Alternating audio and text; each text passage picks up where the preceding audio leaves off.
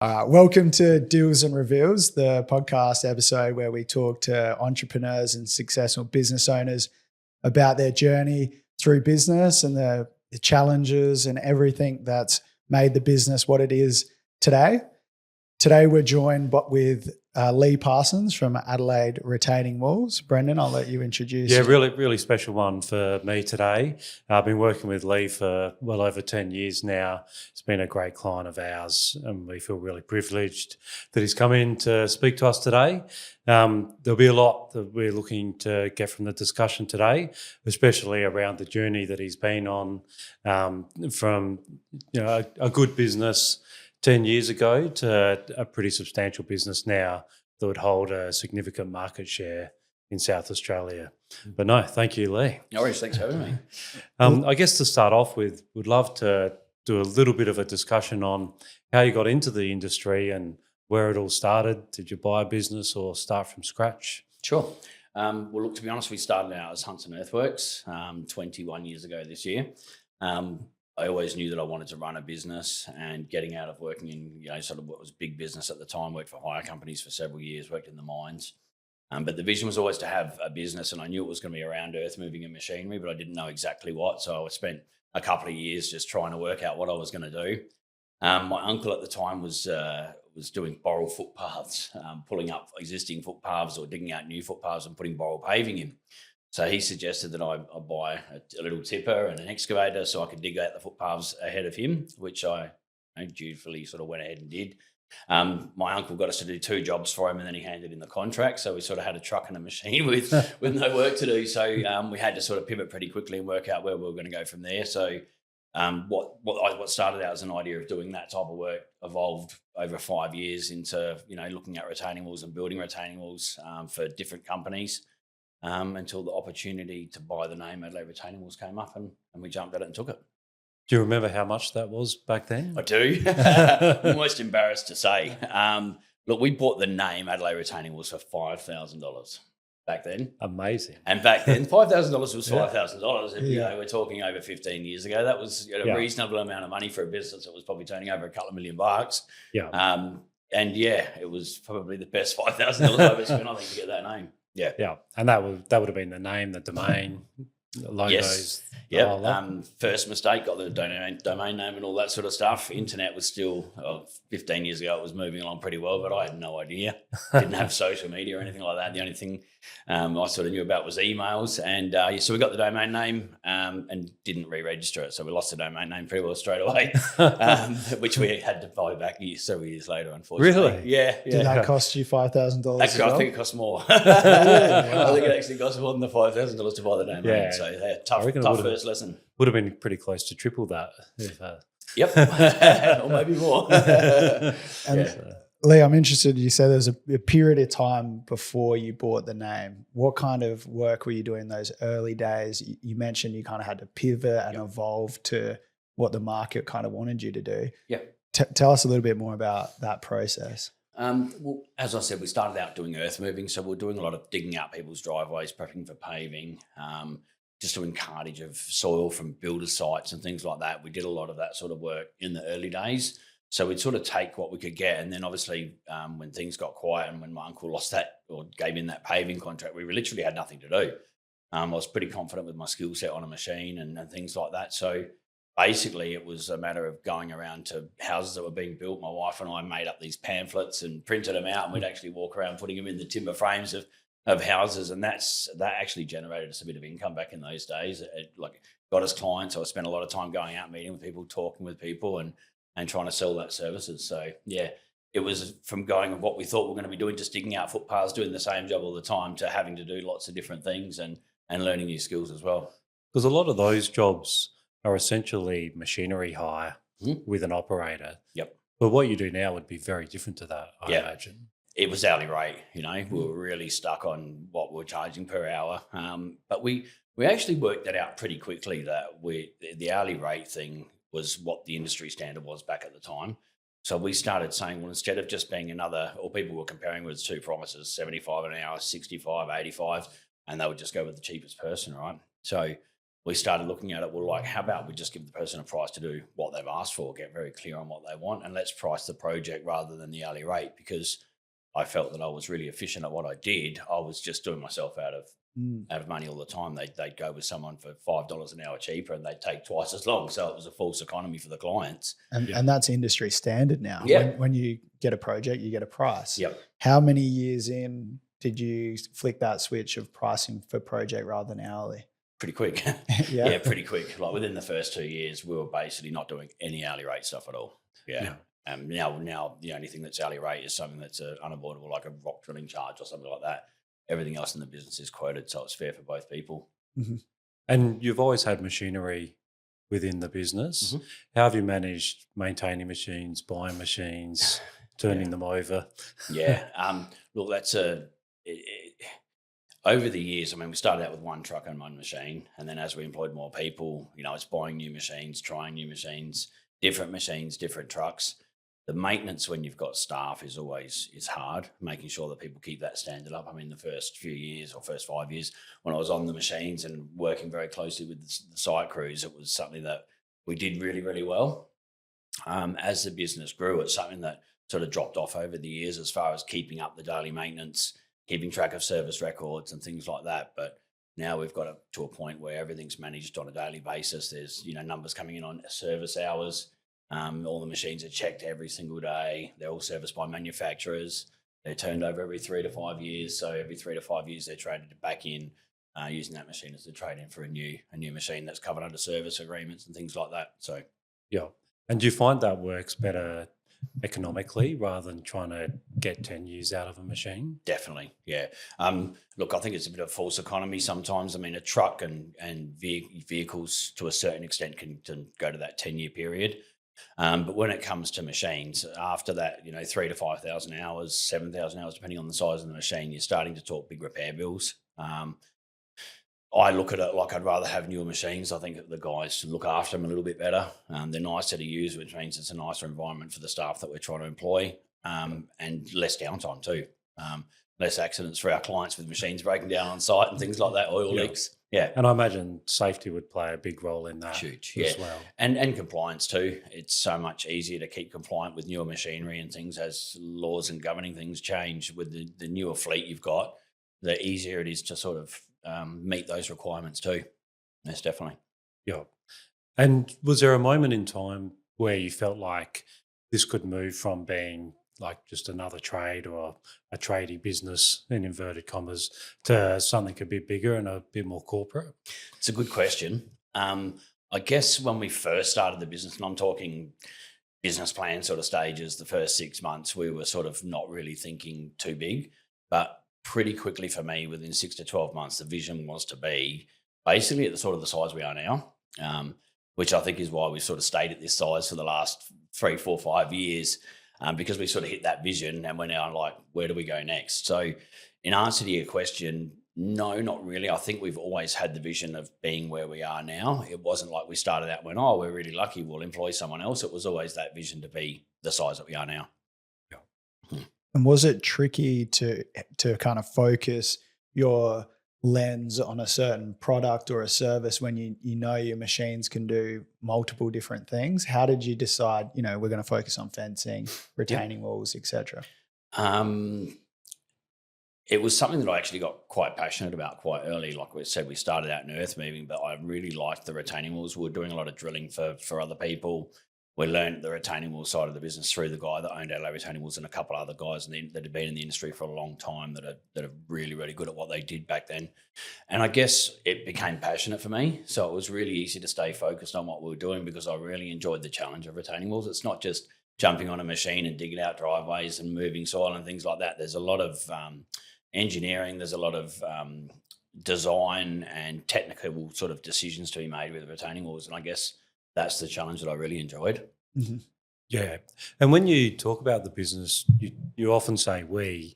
So you've done this as a family business, together? Yes. So it started off with just myself, obviously. My wife became pregnant with our daughter within the first couple of years of running the business. So she was working in corporate at the time. Once our daughter Amiva was born, my wife, obviously went on mat leave for a little while. we had a girl working in our office doing some of the admin, but then we'd sort of grown to a point where we needed an extra person. Yep. So my wife never went back to work. So yes, it was pretty much that family business right from the beginning. And she was obviously, she was heavily involved in early decision making. She was the one who let me start the business while she was out working, and obviously supported the business for the first, 3-4 years in business. You're not making the sort of money that you need to be able to grow and scale. You're putting everything back into the business. So her wages enabled us to be able to do it. And how did you find sort of, having a relationship and family life and then the business as well? And I guess there'll be a fair bit of crossover. You can't just turn the lights off at 5 p.m. and watch some TV. Yeah, it really sucks. And it was hugely challenging. But I guess that shows the depth of our relationship, fortunately, to be able to get through that and to be able to put that aside sometimes when you need to, because like in any business, there's always going to be challenging conversations. And then obviously in a relationship, there's challenging situations and things that you need to work through. And I don't think we'll ever get to a point where you don't take either of those, the personal or the business relationship to the other direction. But I think we manage it well, and I'm very fortunate to have someone like Lindy that's been able to, put up with me for that amount of time. That's for sure.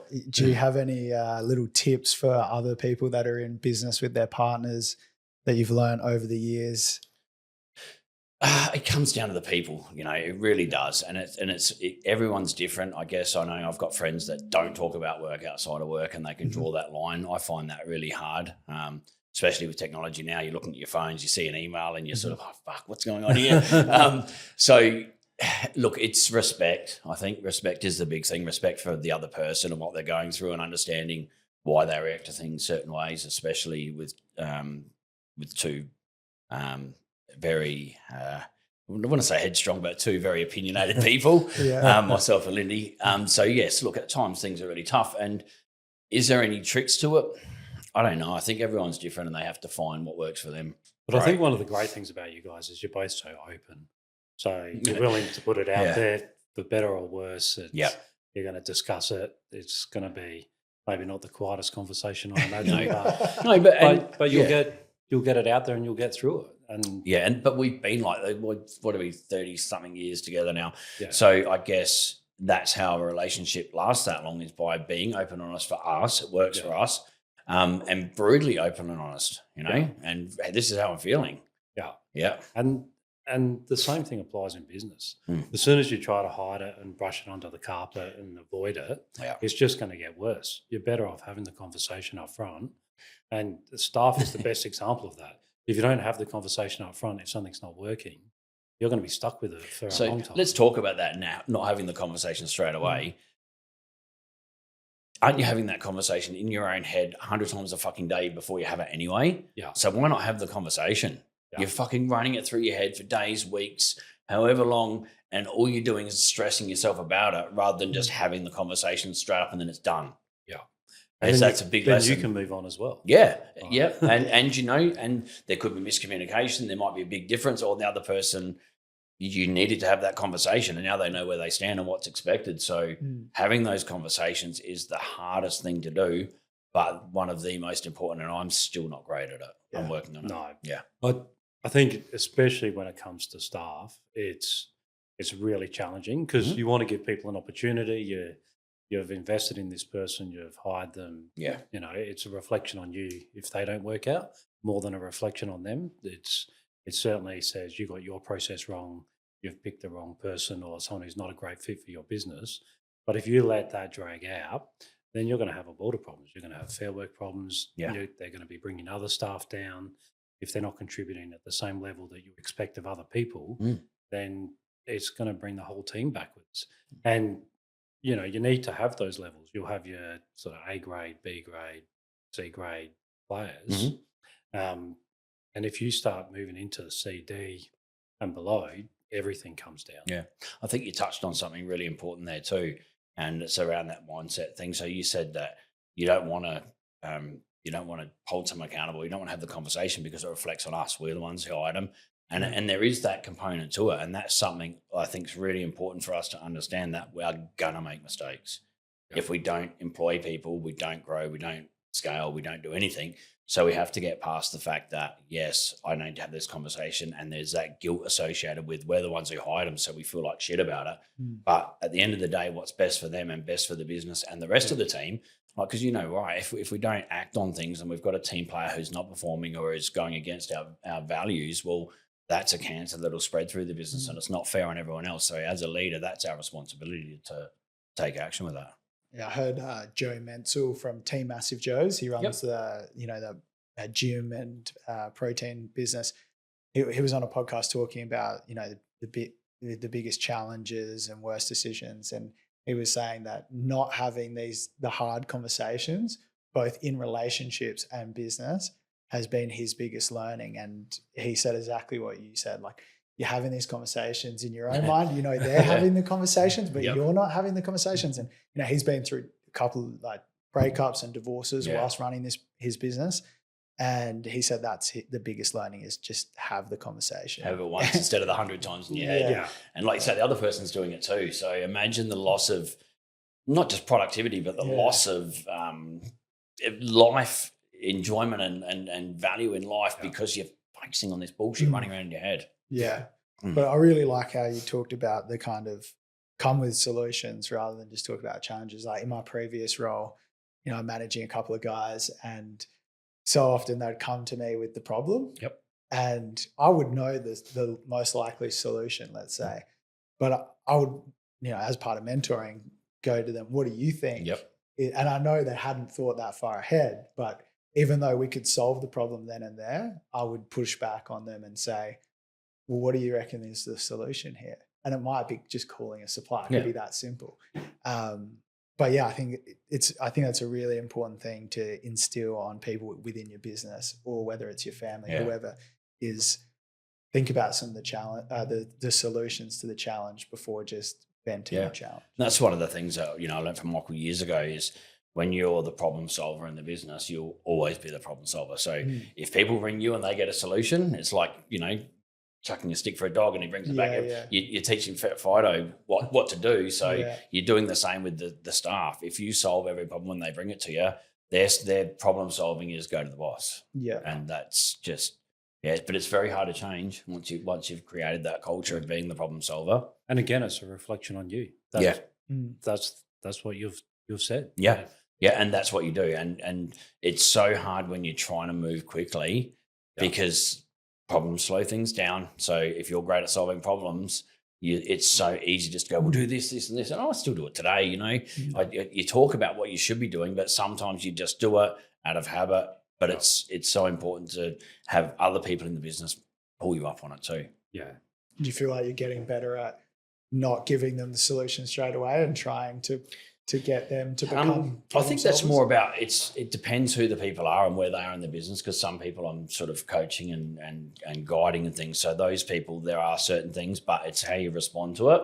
And then building the culture, especially in construction, that up to a certain level, we expect that people in those positions will make decisions. And that's how we frame our marketing for the positions. That's how we frame our interviewing, so that expectation is created from the start. But and nipping it in the bud pretty early. We've had some recent supervisor acquisitions who'd ring and go, hey man, this has just come up. I'm like, cool. Yep. So I'm not sure what I'm going to do. Well, what do you mean, mate? That's what you're employed for. We were really clear on, I expect you to solve these problems. Give me a call back in half an hour if you haven't got a creative solution for it. Yeah. Oh, so it sounds like you have been doing it then. Yeah. We do it, but just not enough, right? It's that when you're trying to grow and when you're trying to do things quickly, it's falling into that trap of just doing it all the time. Well, it's when you get time poor too. Yep. Like now you've got 4 working days till Christmas, effectively. So it's hard to push back and go, no, you work it out. Because you've got a client who's going to be screaming at you to have it done for their Christmas party. And that's a big part of it too, because sometimes if I don't make this decision right now, I know that they won't get what they need to get done that day. And that means that not only are we not moving on to the next project and working towards our financial goals, but then we've got clients that are not going to be happy that we're not there the next day. And it's just a flow-on effect. And then it's, our schedule's so booked that that's one job, but they're booked in for 3 or 4 jobs in a row. That's 3 or 4 more clients that we have to call and disappoint, let down, and that's not what we do.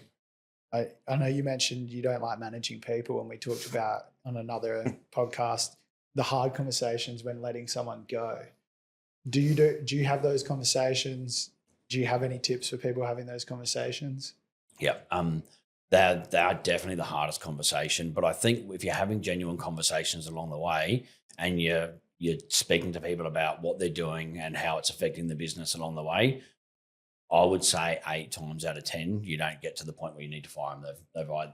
Most of the time they move themselves on and they'll put their hand up and say, I'm going to move on to something else. And it's great that you can part ways on that on those terms, rather than having to come in and have the sit down when you're letting people go. It's always tough. It's always tough, but the amount of times I've stressed about it, I'm worried about what other people would think, and I've had that and done that and had other staff members go, well, man, thanks so much. We've just, everyone was getting stressed that this guy or girl or whatever was still in the business and you won't do anything about it. We're just really happy that it's done now. Yep. Yeah, it's amazing once you actually do it, you realise that, including yourself, nobody's replaceable. Yep. You think it's going to be the end of the world, one resource down, all this sort of stuff. But if they are someone who's pulling your business backwards, you'll find that everything moves forward and everything's okay. And while there's someone in that role, you're not actively filling it. So a big thing through working with Michael and stuff like that as well is understanding that if you don't create that void, you're never going to fill it. Mm-hmm. So having someone filling that role at the moment is stopping you from growing another person in that position, having that wrong person there. So until you create the void, you can't fill it. Yeah. So the harder path is always the best path. Yeah. And unfortunately, it's so true, isn't it? Yeah. If it was easy, everyone would be doing it. Yeah. And like we said about, the guys that are starting up their own things, look, I'm so proud of it for a start. And I just see it as a win for the industry. People, I'm sure you'd be the same with accounting. There's shit accountants and there's great accountants. If someone's learned a whole heap of great skill sets from you and they can leverage that with other clients without taking yours, but leverage it with other clients, then the whole society wins by leveraging up people's accountability to clients, serviceability, what they do and how they do it, and making sure that people value add. Yeah, people's belief in the sector is very important. You don't want to have bad apples in your sector. Yeah. And look at construction over the years. Look at people. Everyone shits on trades. Everyone complains about trades, and fucking rightly so with some of the stuff you see going on. Yeah. Like, how good would it be if we can have a bunch of trades that are leveling that up and making it so that people can rely on them, people can trust them, and they're not there to rip people off. They're there for a fair and equitable situations with every client. It's a win-win for the clients. The clients are getting a great job done at a fair price. No one feels ripped off. Everyone's winning out of the situation. Yeah. Well, you're in the right place because AI is going to replace the. Not going to replace building. Yeah, they're not going to replace building. That's for sure. Right. and look, it can replace a certain extent of it, but not all of it. It's probably a good tool to a certain extent for what all of us do, to help us more than take us over. It's interesting, like, if you into economics, you hear about we have skill shortages, most specifically in trades, more specifically concreting, bricklaying. How does that, at the coalface impact your business? But what do you also see as key challenges for the industry going forward? I think one of the big things that's affected trades is the social media. Social media, people looking at social media and seeing all these people driving Lambos and having these amazing lifestyles, and them going, fuck man, this guy, he just does content and he just does podcasts or he just does all these things online. He's an online gambling, all this stuff. And people go, wow, man, I wish I could do that. And I want to do that. I fucking hate going to work every day. I've got to lug bricks. I've got to mix concrete. I've got to do all these terrible things. Why I'm not that life like what that guy's got, when we all know that 90% of it's fucking bullshit. And it's unrealistic. And yes, 1 in 5,000 people might make some sort of reasonable living from it. It's not realistic, but that's not what's portrayed. So I think young kids now have got that unrealistic view. They were told at school that you didn't need to be a winner. You just had to compete. You just had to make sure that you fit in, and you're told, that everyone wins a prize. Well, fuck, that's not life, man. And trying to find the people that, especially younger guys, and explaining to them it's not like the trade where it used to be, where you drink iced coffees and have meat pies and shit like that. Most of my guys are fitness freaks, really good with their diets. They're going to the gym morning, they're watching, they don't drink iced coffees and eat pies. I'd say probably 80% of my guys have the right mindset with fitness and knowledge and learning and stuff. So it's not so, and then they're buying houses, they're buying investments, they're doing cool stuff. It's not like the old trades that just rented a house for their whole life and lived week to week. These guys are, they're performing. I think you're totally right about, kids these days and what they see on social media, but young adults like myself in my 30s with other friends who work in trades, if anything, if you want to have the nice cars, I would recommend do a trade. Yeah. Because the reality is that, when I was going through high school, it was pushed to go to university. Yeah. 90, I think 90% of my cohort went to university. I don't know if everyone finished, but it was a big push, and a lot of people studying psychology, accounting, engineering, etc. It'd be great if you went into engineering. I think there's a huge demand for engineers. Yeah. But especially Australian ones. It's really but yeah, you're right. It was, trades was like, oh, it's not very high paying, blah, blah, blah. So I think because of that, we now have a shortage of trades. And now great for the tradespeople that went into the business or stuck through it, their apprenticeship, that they can charge top dollar and they can work the hours they want if they want to do a 4-day week. But to a certain extent, and just touching on that, when the building industry boomed after COVID and stuff like that, there was trades that were just going out and being fucking assholes really to builders and holding builders to ransom and saying, no, I can get this here, I can get that there. They've been working for these builders for 10, 20 years and then they turn into fuckwits and go, I want this much money or I'm going to go fucking somewhere else. Yeah. Well, eventually that comes back. And a lot of those people, a lot of those trades, I speak to a lot of builders, a lot of those trades are now at the moment going, hey, mate, have you got any bricklaying work for us? And like, no, we don't actually. We've got some great guys that stuck with us through that period and they're the ones that are working now. So pricing is really important. And making sure that the business is profitable and employees and everyone involved in the business is rewarded fairly, but just price gouging because there's an opportunity is probably one of the worst things that any business can do because it'll always come back and bite you in the fucking ass, and so it should. Yeah, real short-term thinking. When you do exactly that. Right, and there's just so many people. We see it now. We know when our competitors are busy because they just put stupid numbers on things, and we think, mate, why do that? Why not just be realistic all the time? Same numbers, same price. This is what we do. This is how we price things. That's what we're going to do it for. Just seeing, when people are really quiet, they drop their price. And I think when they're busy, they put it up. It's just a crazy way of running a business. Yeah. No, but I hope, you can get out there and, educate people in school, like especially high school, to get into trades that it's worthwhile. Yeah, you're outdoors. Hopefully, most of the time it's not too bad weather. It's sunny. And it's a passion. It's a real passion of mine in improving trades-based people. And not just in retaining, but all trades. I think there's a massive opportunity there going forward in the future to be able to bring trades along on a lifestyle improvement journey rather than just learning a trade. I think the traditional structures of how people learn trades is very antiquated and not very sort of fostering to bringing people with their life skills, whether it be in mindset, fitness, and life skills rather than just learning how to fucking put a brick wall up, and that I feel really bad for these guys that, they've got that historical thing of this is how you do it. It's a draconian training ways. There's no inspiration in it. And the guys aren't learning any life skills as part of it.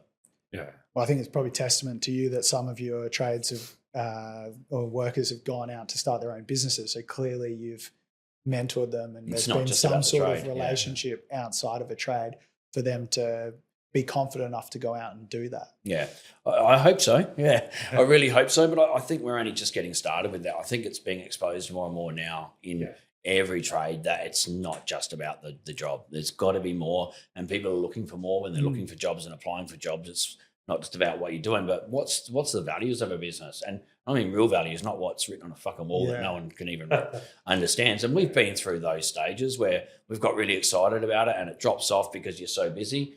But I think going forward is something that's really important. I think it comes back to at home and the family as well, because, I know someone that has their own AI company in Adelaide, and their son was doing computer science, and within the first year of university, he's switched out to become an electrician. Yeah. I think that, at home plays a big role on what your kids end up doing. Yeah. So I think it's families being educated and open to, not just whatever that you want to do, but, whatever's useful to society as well. And something they're passionate about. Yeah. You know, just following on with what your parents did and stuff, because that's what you do. I think having passion about what you do is really important. I don't know how people can do things that they don't love. And you said Lindy was working in the corporate world and she came in. What are the key skills that she brought into the business in those early days and the value that she's brought to the business since? Lots, yeah. Look, the background she had was in sort of project management and things like that. So she brought a lot of that, the corporate side of the project management to the business. Also the importance of working with accountants and things like that, working around numbers. I loved earth moving. Wasn't really interested in the numbers. Yes, money's great and I want to make sure that the business is financial. But in those early days, it was more just about digging holes and being creative with what we did on site. Lindy brought the business side into the business in the early days, that's for sure. And I guess through that evolution, as you go from where you were at the beginning to where you are now, you would have dealt with a lot of different professionals in marketing, finance, legal, everywhere. Yep. Were there key particular people who have helped you in that journey and how to build the business? Lots. I think probably one of the early people that made a big shift in my thinking around business was a guy called Philip Arnfield. He was doing some work with what at the time were called business enterprise centres. They were sort of funded by councils to sort of promote small business in the areas. And Philip was running a small business course based around helping to scale business, but also helping trade-based businesses or smaller businesses understand their clients, grading their clients, and about, you know, key person vulnerability and about how to, you know, sort of get out of that trap of being the tradesman that is on the tools and running a business. So yeah, that was probably one of the early ones was understanding, grading the clients and then how to get off the tools and employing people, I suppose. Yeah. And there's been many more throughout the journey since, you know, working with people on mindset. Michael Mojo, he's been amazing with understanding balance and understanding emotions and things like that. And then too, the technical people, you know, the great accountants, having good bookkeepers that are really good at making sure numbers are really transparent every month, very clear and understandable. So yeah, marketing too, you mentioned. You know, we were fortunate enough to meet a guy called Peter who used to own Studio 2000 back in the day. Yep. I don't know how old you guys are, but I remember that. I think I might actually have some photos in the back of a cupboard somewhere. Fortunately, I remember that too. Yeah. So, look, Peter to me is like a bit of a marketing genius when it comes to marketing and knowing your numbers in marketing. I think we spend more money on marketing than anyone in our industry, and it's something that I actually enjoy. I love looking at the numbers, lead tracking and things like that. So it was really interesting to have someone like that sort of come on board and took us under his wing and helped us to understand that stuff. It was amazing. And I think you would have been one of the first ones in your industry to go down that path, because you don't really see a lot of retaining wall businesses advertising. They do it on, I guess, SEO and click through and all that sort of stuff now. Yep. But you guys went the more traditional route, TV, radio, all of that. Yeah, and it's about brand recognition and things. I think the name of the business is a great start, and using traditional marketing methods, I think, suited the brand as well. But as things change and evolve, we do move more into digital. But I just love that traditional side of things. So, you know, TV adverts and radio campaigns and things like that. That's how, you know, the businesses that I admired as a kid, you know, started out and used to see these names on TV, and it was great recognition for them. Yeah, so I still enjoy that side of things, even though the numbers are slowly dropping off with TV and that now. Yeah.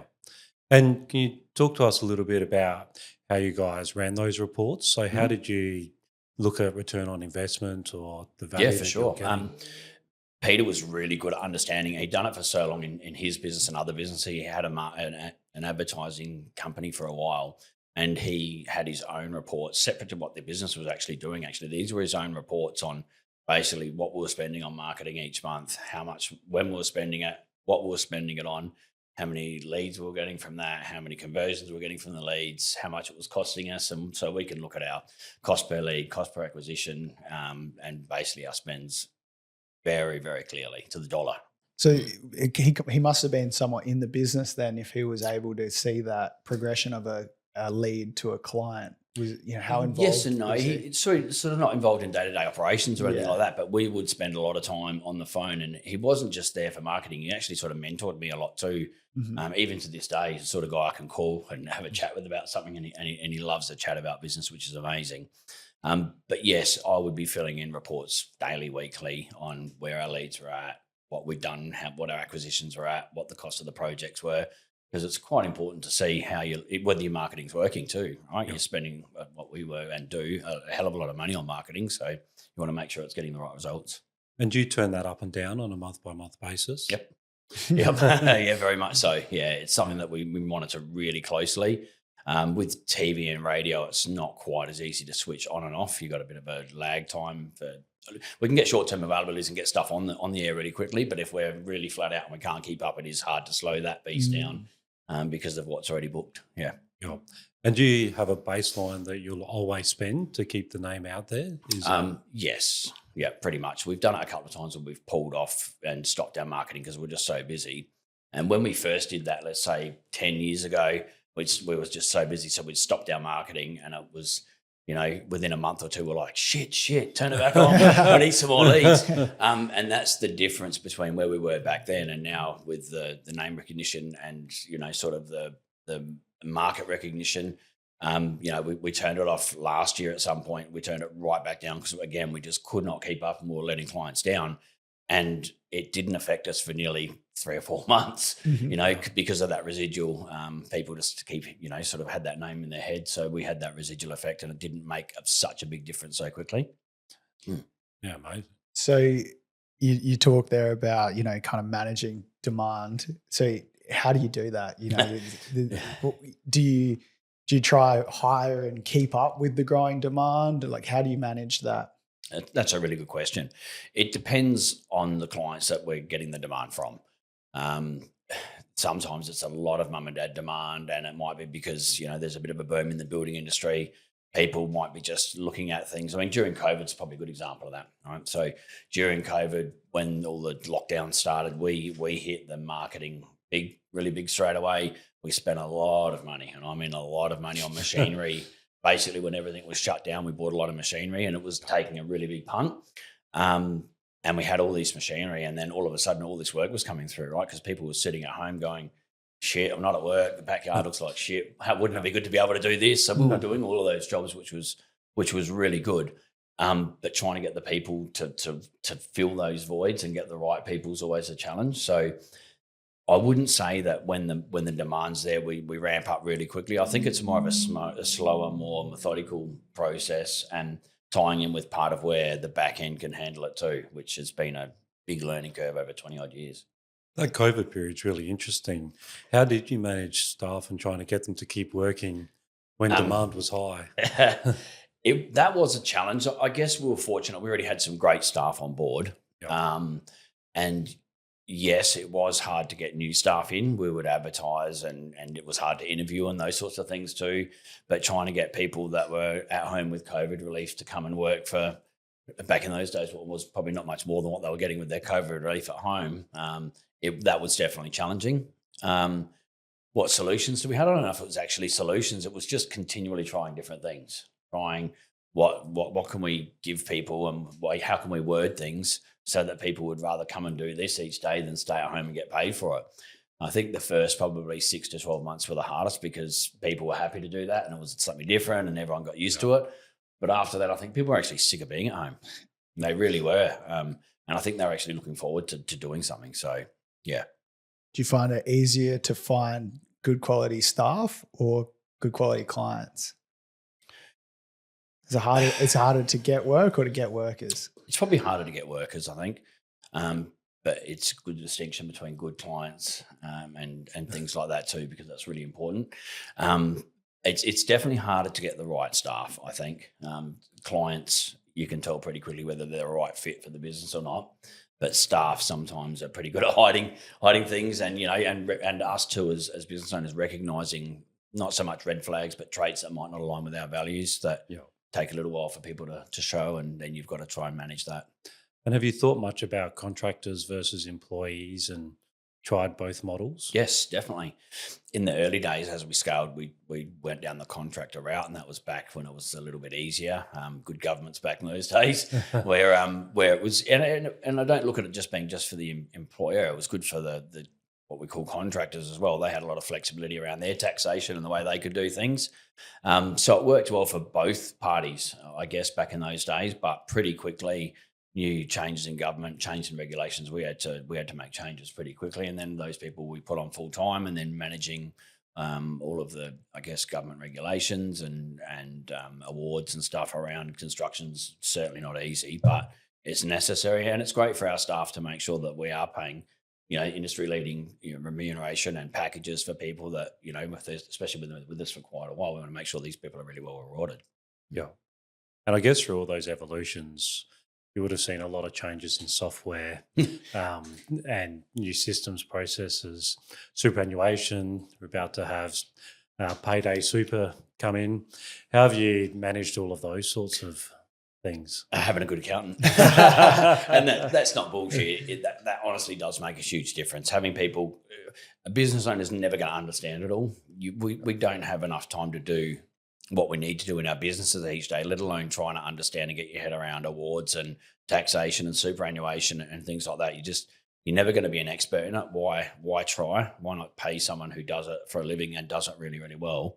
It works better for you as a business, but also making sure that the staff are getting what they're entitled to. So I think it's really important to get the right people to do that. Yeah. And then I guess for the next phase of growth, you said you had a vision of where you wanted the business to get to, and you sort of got there now. What does it look like next? Is it sort of getting you a little bit further out of the business so you can spend more time on the business apart from the day-to-day, or trying to find, I guess, staff who can run the business on your behalf? What comes next? That's a great question. Obviously, it's probably taken 2 to 3 years to get really clear on where we're going next, and we're really getting to the pointy end of that, thanks to help with people like Mike Scott and stuff on vision and where we're going for in the business, and then building the systems and processes and getting very focused on what we do next and when. Yes, bringing people into the business that can take over things that I do is one of the most important things for me right now. My time is, I just don't have it. I don't have the time to work on the things that I need to be working on. So getting people to be able to run a construction department and run it really well, managing people. I love having employees and I love dealing with staff and having great conversations. However, I don't like managing people. It's not my best skill. So at the moment, we're looking for another construction manager. We've been through several, had some wins and some losses. But it's probably one of the key parts in my business where we're at the moment. The role to fill is having a great construction manager who loves managing people, who loves building systems and processes. So for me to be able to work on the next phase of the business, which is really exciting for me and something I'm really passionate about, getting the right people is super important. And how do you get the right people to stay with the business? If they're the right fit, they'll want to stay because of the environment they're working in and the vision and passion around the business. Obviously, they've got to be looked after. That goes without saying, and everyone talks about that. But I think it's more than just being looked after financially. I think having the right person is someone who believes in the vision and someone who works every day to help you make sure you're on track with it, who tells you that your ideas are fucking stupid or they're really good and tells you, what's good and what's bad because, as an entrepreneur or visionary, whatever you want to call it, we have some pretty crazy ideas, and having the right person involved in the business to calm those ideas and to work on systemizing and making sure that we're building foundations as we grow is really important. So, yep. And one of the things I really like about your business today is that you've showed restraint as well. You haven't tried to open in Victoria, New South Wales, all these other markets. What's driven you to pick one area and then do that really well versus trying to go everywhere all at once? Sure.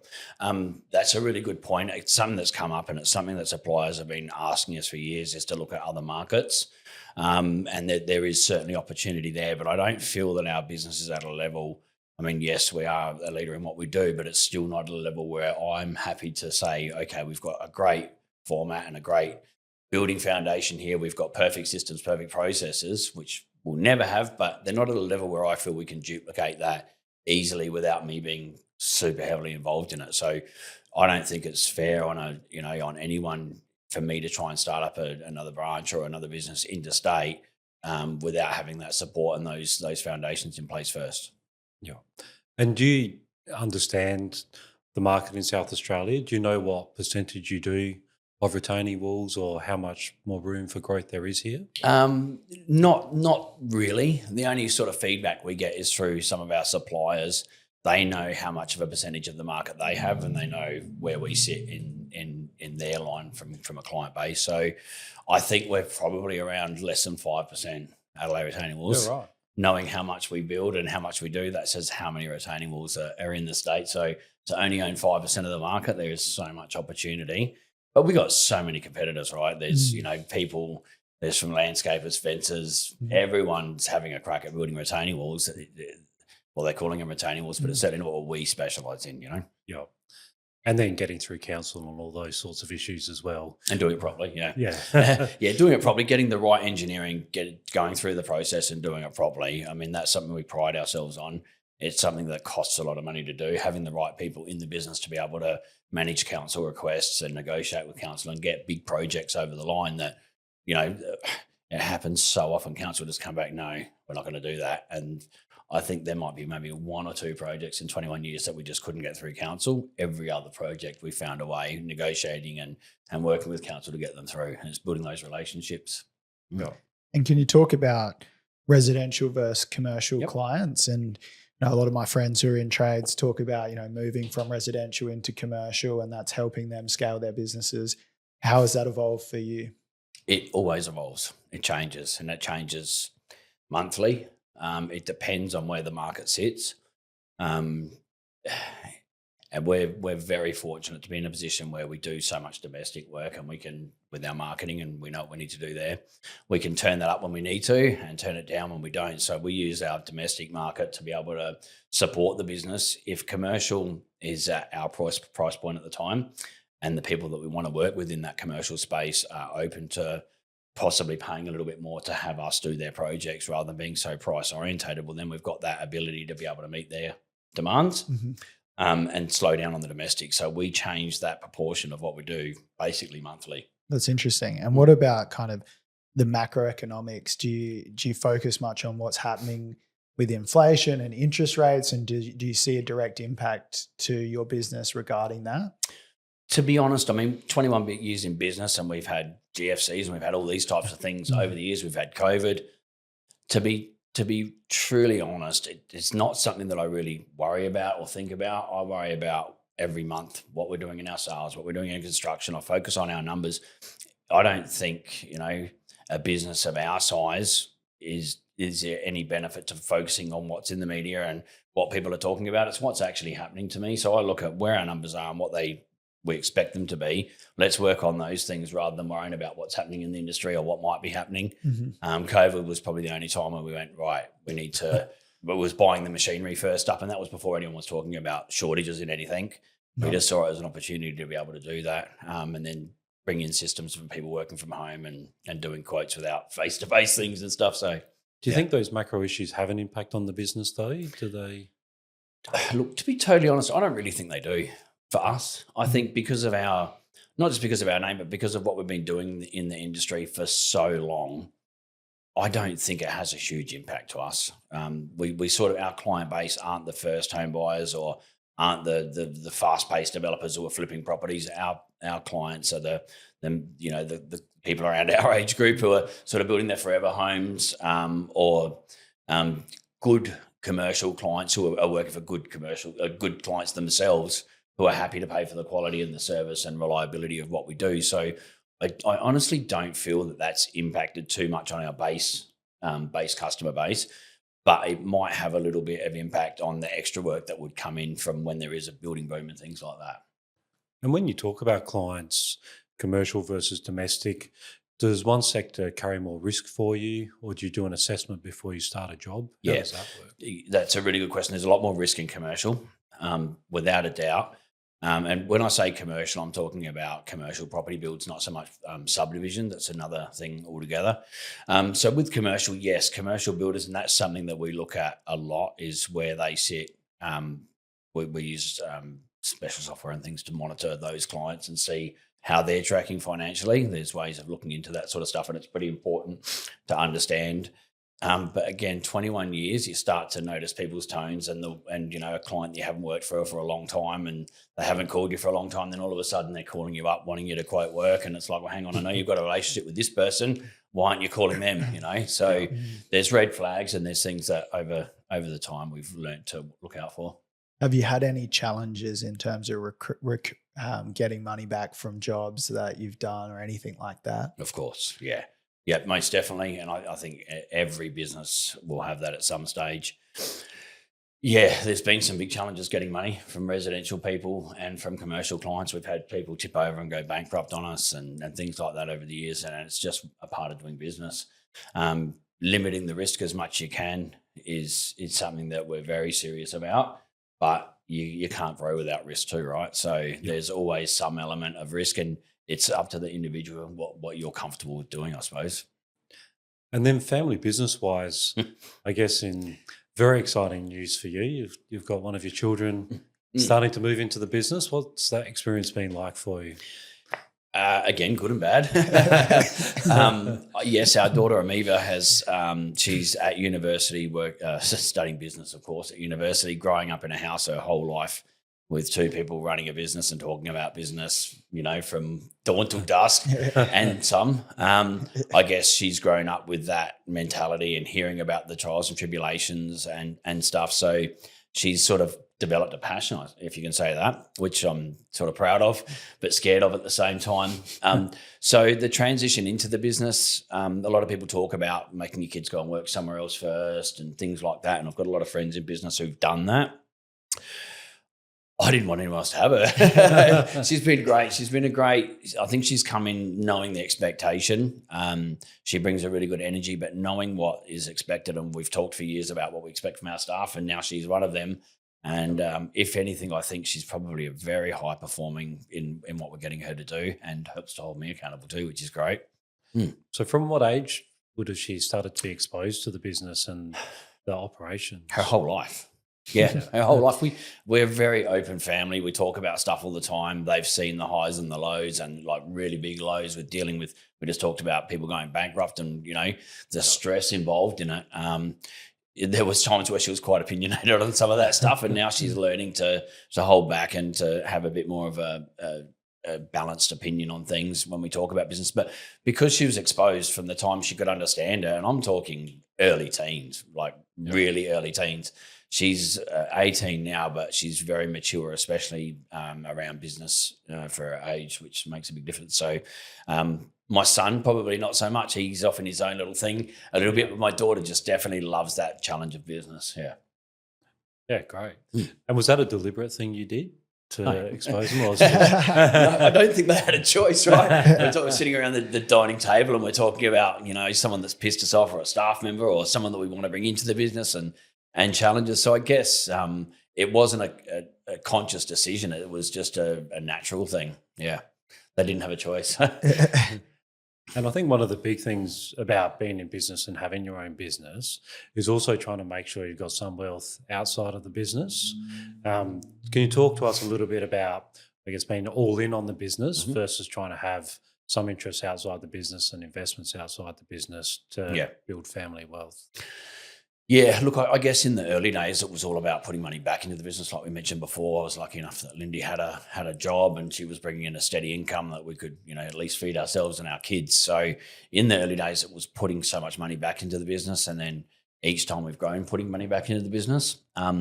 We've always liked investing. I mean, we worked in the mines and we had a lot of shares and bought property and things. And we're very fortunate enough to have done a lot of that stuff early in life. And that's been continual over the years too. When we've had the extra money, I mean, we live on farm and things, and we've been fortunate enough to be able to buy other properties around us. So yes, investing in that sort of stuff has been not so much instrumental to business, but it gives you that safety net as well. It's not just about business. We've got other revenue streams and things like that too. Do I wish I had done more of it? Of course you do now. You look back and you go, wow, look at all these properties I should have bought back then. But just on that, I think it's really important to enjoy your life along the way too. Like I'm 50 now within the last few weeks. So I'm at that point in life where I want to make sure that I'm enjoying my life and I'm not just squirreling away money for a rainy day and putting everything into investments. I want to make sure that myself and my family are enjoying our time together and making sure that we are doing the things that we want to do and not leaving it till when I retire or when I get to this age, we're going to do all these things because, what if that doesn't happen? Or what if things change and it doesn't work out that way? So for myself personally, I really enjoy doing the things that I love along the way. And what are some of those things that you like to do outside? Travel, travel and just great experiences. For me, one of my highest values is high level experience with great people, going out to really good lunches, eating great restaurants and stuff, and drinking great wine and going to really cool places. So for me, it's about really good experiences with really, high end sort of people and stuff that share the same values. Awesome. And I think when you talk about investments, one of the best investments you can make is investing in yourself. Yes. And you've probably done a bit of that over time as well. Does that have an impact? You see how much money I spend on that. That's probably one of the most important things, I think, is spending money on yourself and learning. Learning to me is one of my highest values now. I never thought it would be. Before I started business, I'd never picked up a book in my life. I think I read Rich Dad, Poor Dad when I was a kid, and that was the only book I'd ever actually read. Now I read, almost daily. I'm getting better. And having exposure to some of the people, like I mentioned Michael before, who's been really great in helping me to grow as a person and understanding values and understanding what balance is with emotion and things like that. Because to me, it's so important to understand why you're feeling certain things and why you react to certain things certain ways. And yeah, I think for me, working on myself has been one of the biggest things to keep me grounded and understanding why I react to things and how to react to things better. Yeah, great. Yeah, I'm interested in that.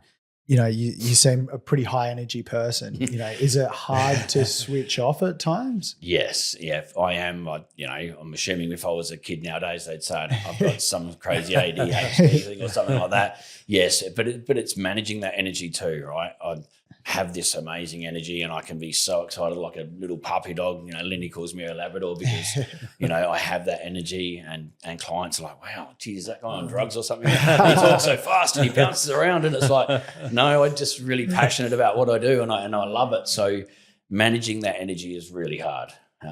It's something that I'm still trying to get on top of now. I love it when I've got that energy and it's really good, but everyone around me just sort of gets scared because I'm so full on about things. And then I have that times where I've just got zero energy. So trying to balance it out is a skill I'm still trying to learn. And what else you talked about Michael Mojo and his in terms of emotions, values, balance, staying grounded. What are some of the tactical things people could learn that you've learned from that? Well, for a start, go to some of Michael's events. There's a good plug for you, Michael. Look, the skill set, it's slowing down, especially for a high energy person, someone that's like I am, it's stopping and understanding why you're thinking certain things. It's understanding that you need to have energy to do certain tasks throughout the day and be more structured and more with purpose, let's call it, rather than erratic and all over the place. I don't know if that answers your question, but it's... And what about from the early days, Philip Arnold, you talked about your key personal responsibility. How does that tie into what you do today? That's a great question, actually. Philip was one of the first people that I sort of got involved with who talked around making sure you're working with the right clients, grading your clients. He talks about an airplane having, first class, business class, and the cattle class down the back, and understanding where your clients sit into those things. I learned a lot about pricing and price structure and not competing on price. And I was fortunate enough to learn that very early on in our business journey. And I guess one of the key takeaways was also about staff. So one of the things that Philip was focusing on back in those days was getting tradespeople off the tools and how you make that step from being the person who does the sales, who does the scheduling and running construction, even doing the installation, doing paperwork and quotes and doing all of these things which you do as a startup, right? So how do you move on from there? What's your first hire? How are you going to do it? And every business is different. So it's not this is the first thing you need to do and this is the second. I think every business is different, but it's understanding what is that hire and when you need to do it. And for me at the time, I had the mindset that I was the only one who could go and do the quotes. I was the only one who could do it took me so long to get off the tools. I was passionate about it. I love doing it. Well, no one could build a wall like me. Well, hang on. Now I've got guys that do a better job than what I did. These guys are great. They're the best in the industry, right? So understanding that there are those people out there is probably one of the hardest things for a tradie to switch and understand and believe that.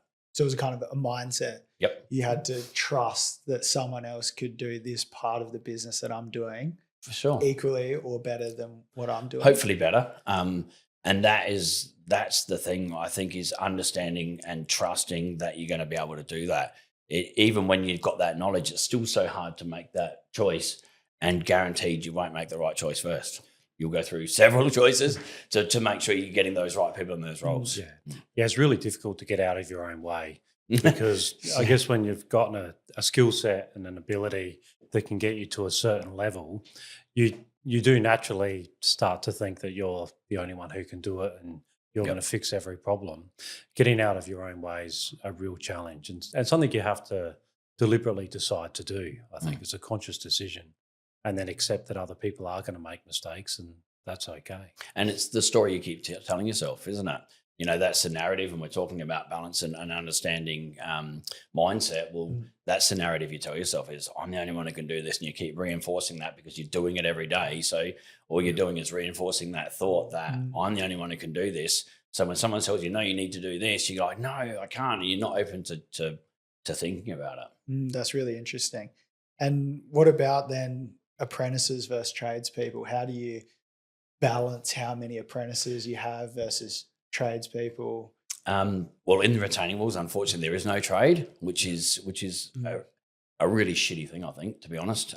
There is no trade that specialises in retaining walls themselves. There's trades that touch on it, a little bit in landscaping, a little bit in earth moving and things like that, but there's no actual trade. So, which is why there's so many cowboys in our industry. But that then creates a great opportunity for us to make sure that we're training our guys and making sure that our guys are at the forefront in what we do. They understand the reasons why we do things. It's not just a matter of drilling a hole in the ground, putting a bit of steel in and chucking some sleepers in. There's so much more to it. And it's really important that our guys understand the reasons why they're doing those things. So you talk about like apprentices. That's something that we're really focused on, is growing people in our business. We've had 2 people over the 20-year journey that I'm very, very proud of that started with us from school, basically. And now both of them have started their own small businesses. So for me, that says a lot about how we train our people and how people evolve through our business over that period, that we're not just putting people on as an employee, we're actually giving them the skill sets to be able to do something amazing for themselves. That's really interesting. And how do you kind of balance, training them up and, valuing them a lot and then supporting them when they go out to perhaps start their own business that inevitably might be competing with your business?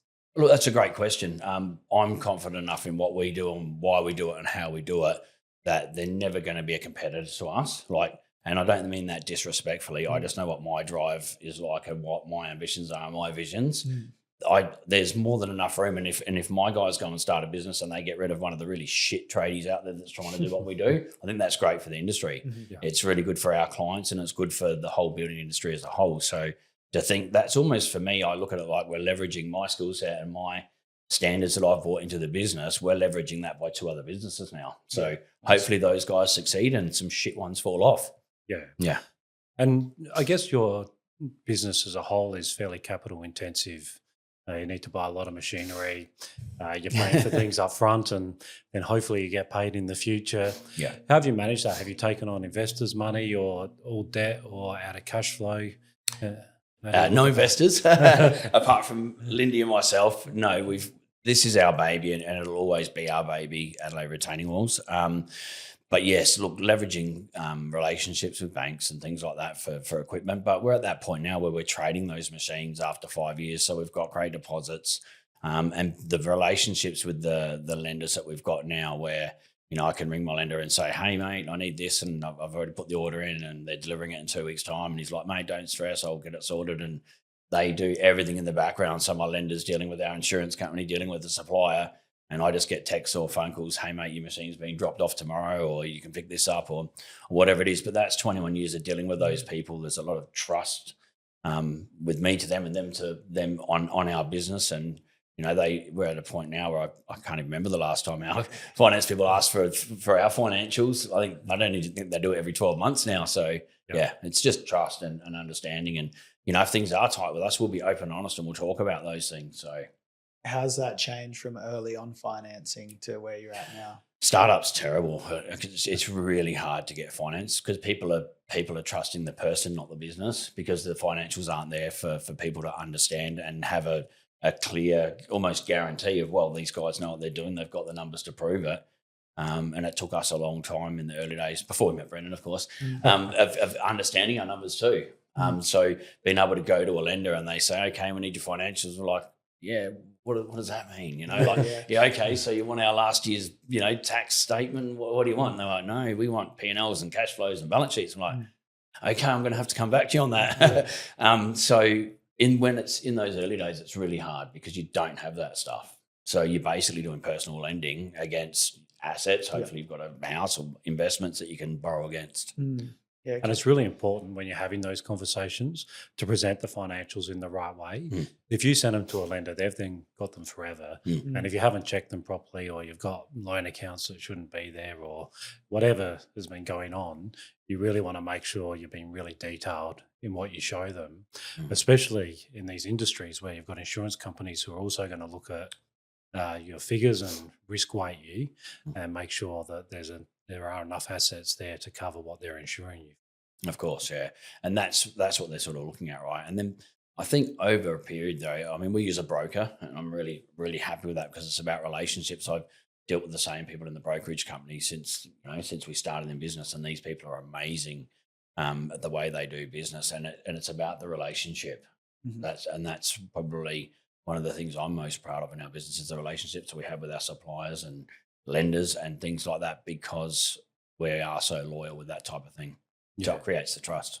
And then what's your ultimate goal for Adelaide Retaining Walls? Is it to stay a family business or to build it up and sell? Or it'll always be a family business. As far as I think I'll always sit in that CEO role. It's my vision, it's my baby, and I love it, and I still love it to this day. I don't love managing people. We talked about that, but I love it. But I love the staff at the same time. It's the managerial side of it that's not my greatest skill set, but vision and direction and leadership is something that I'm really passionate about. Day-to-day running in the business, getting a construction manager and eventually probably a general manager is something that is my next biggest challenge, is getting the right people in those roles. And I know it's going to take some time, but that doesn't take me out of the business. It takes me out of the answering day-to-day questions, but it enables me to help work on the business, which is so important at the stage right now to take the business to that next level. So someone's starting a business now, what sort of advice would you have for them? Would it be to do a detailed business plan and get all their ducks in a row and then go for it? Or just have a go and get into it, buy a couple of machines? Don't do what we did. I think it's really important to get really clear on what you want out of the business. Why are you doing it? Why are you starting up a business? If you're starting up a business because you're going to make money, that's the most stupid thing you could possibly be starting a business for, because realistically, you're not going to be making any money for a hell of a long time unless you want to buy yourself a job and you're looking at just buying one truck and one machine and working for yourself forever, when realistically all you're doing is buying yourself a job. Yeah, seriously. So if you're starting up a business to be able to scale it and to have employees and to do that sort of stuff, well, to be able to get into that position, if you're going to grow it sustainably, then it's going to take time. Unless you get someone's playbook and someone's giving you the keys to the castle and how to do everything, well, those things take time. And even when you do have a format or a template that you're using, implementing and modifying it to suit your business is not easy. So understanding why you're doing it and what you're hoping to get out of it is probably the key to starting something. You go. That's really interesting to me, because I guess you do a lot of planning and forward looking and working on yourself now. But at the very beginning, I suspect that wasn't the case. You just did it and you had a go. So I wonder what's more important. Is it just starting and trying, or is it that planning that you do now that's more important? That's a really good question. And I think obviously, people say with hindsight, you do things differently. And of course we all would. But at the same time, I learned some great lessons by making mistakes and by but the reason we got through, I think, is because I just had that absolute fucking mentality of there is no way I'm going to fail, and I'm going to do whatever the fuck it takes to make sure that this business is successful. I'll work the hours and I'll do whatever I can and I'll fix the problems. And that's what started our business out. But it was very erratic and it was very uncontrolled and very reactive, instead of let's get really clear on vision, and which is where we're at now. So it's two totally different ways of doing things. I think if you're not clear when you're starting out and you don't have that, that real grunty sort of determination, it just won't work. There's been so many times back in those days where it would have been so easy just to go, fuck it. Yeah.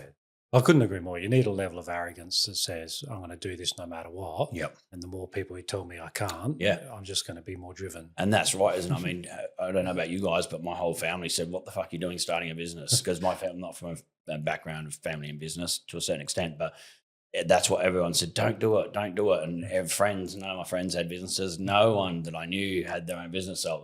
But it was something I was so passionate about. And to finish, do you have a kind of life motto or a quote that you use on site or in the office to motivate people, that motivates yourself or anything like that? As a family, we've got a family saying of find a way, and there's a lot to that, but it's just something that we still talk about now. It's just there's always a solution to a problem.